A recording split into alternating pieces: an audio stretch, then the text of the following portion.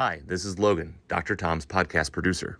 Sunday Morning Cafe events are like mini retreats, featuring live music, a thoughtful, research-informed talk, guided discussions, and refreshments. If you'd like tickets for the next event or would like to donate to the mission, you'll find all the details in the show notes and at sundaymorningcafe.com. Hey, buddy. Hey, how are you? 30 shy 1%.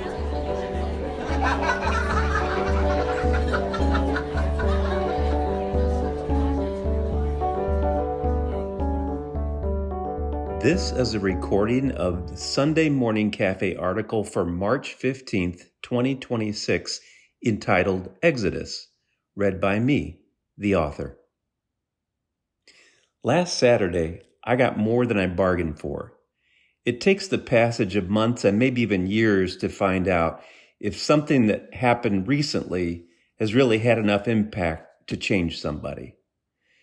Time will tell if last Saturday's seismic events shifted my foundations or just rearranged the furniture a little bit.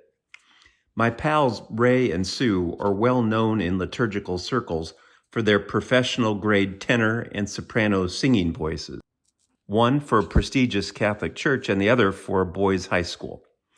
Given their talents, it made sense that they were tapped to lead music and song at a prayer service.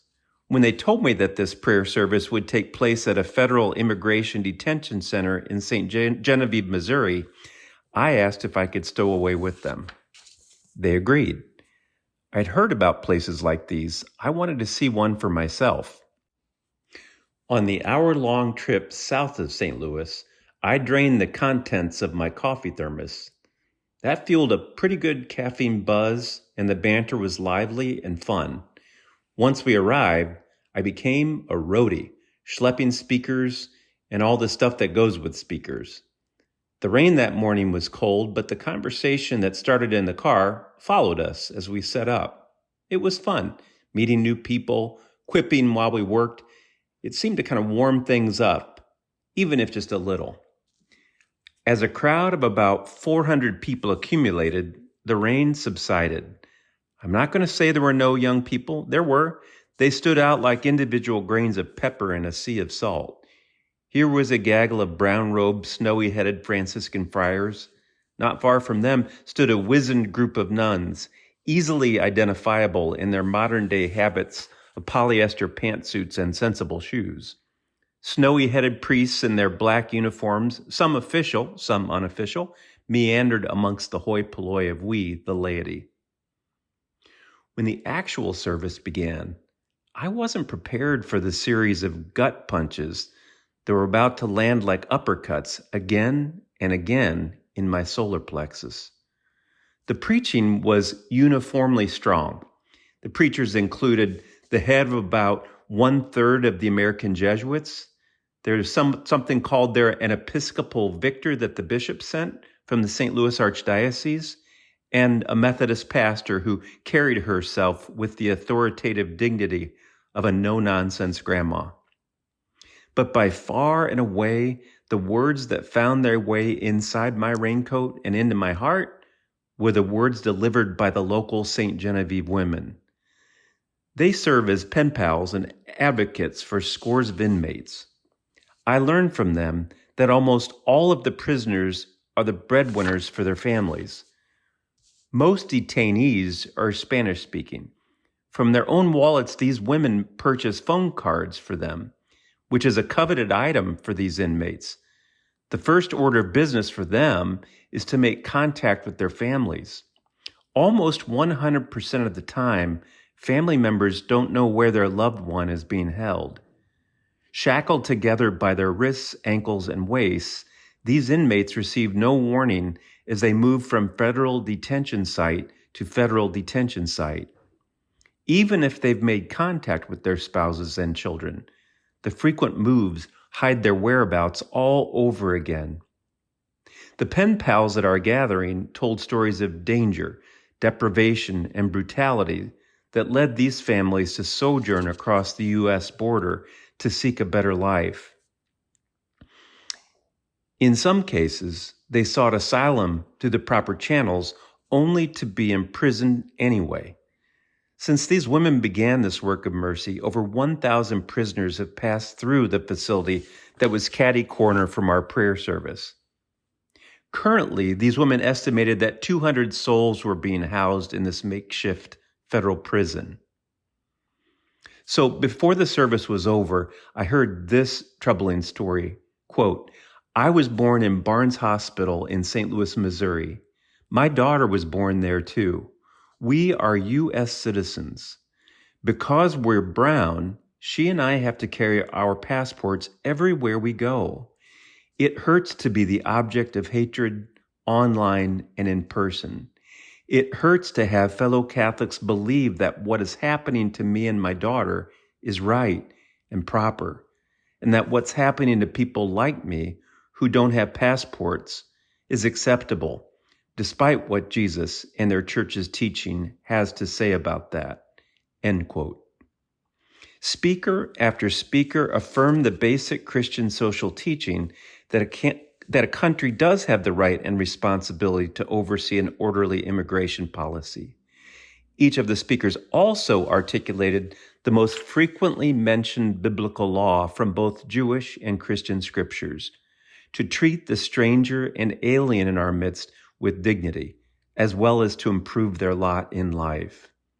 In Matthew's gospel, the alien is identified as Christ in our midst. Now, since last Saturday, I'm sorting out how I want to respond to Christ being shackled and his family abused right under my nose, in my own community, in my own time. I don't give a rat's ears about politics, but I can't imagine not caring about people made in the image and likeness of God being treated as if they weren't worthy of dignity, justice, and tangible love. I'm not sure what my doing is supposed to involve. For now, I know enough to hold these families close in my discerning heart, and I don't want to take forever in this discernment, but I do want to plan a well-considered step in their direction. Now, this next section includes questions for dialogue or for reflection. You can either turn this recording off and go to my written blog to find these dialogue questions, or you can stay on board and I'll read them for you now. Now, I'm going to warn you, this first question has kind of a long lead-in to the question, so hang tight. Quietism is a word that's used to describe a moral approach that chooses emotional equilibrium over appropriate action. In other words, a person given to quietism will tend to spiritually bliss out while the house is burning down. A divine calling tends to provide a kind of deep comfort over the long haul, but discomfort in the short term. There's an old spiritual tune that describes God as troubling the waters, quote unquote. Have you ever experienced a sense of being stirred to do something? What was it, and what happened? Now that's the first question. Here's the second question. At the event described in this article, care was taken not to vilify those whose conscience is misinformed about the proper response to the stranger and the alien in our midst. Religious traditions that include the primacy of love don't provide room for hatred of an opponent, no matter how misguided they may be. Can you think of someone you know who acts from a core of love and mercy while actively opposing an opponent with whom they disagree? Do you know what feeds this remarkable ability?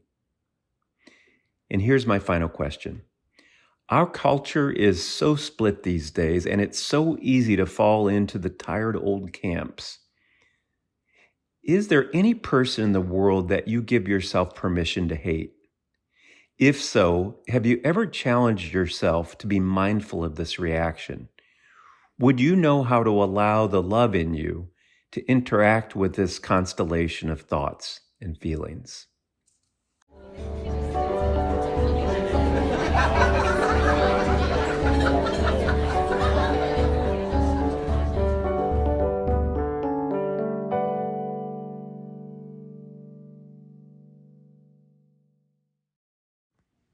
Dr. Tom's producer, Logan, here again with a quick note. If you'd like tickets for the next Sunday Morning Cafe event or would like to donate to support the mission, you'll find all the details in the show notes and at sundaymorningcafe.com.